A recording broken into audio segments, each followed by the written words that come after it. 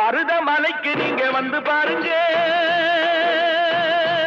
ஒரு தரம் மருதமலைக்கு நீங்க வந்து பாருங்க, ஈசன் மகனோடு மனம் விட்டு பேசி பாருங்க.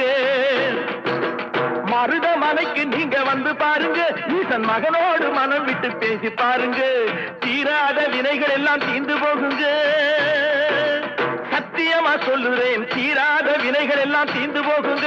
அது தீராவிட்டால் வந்து என்னை கேளுங்க, அது தீராவிட்டால் வந்து என்னை கேளுங்க. மருதமலைக்கு நீங்க வந்து பாருங்க.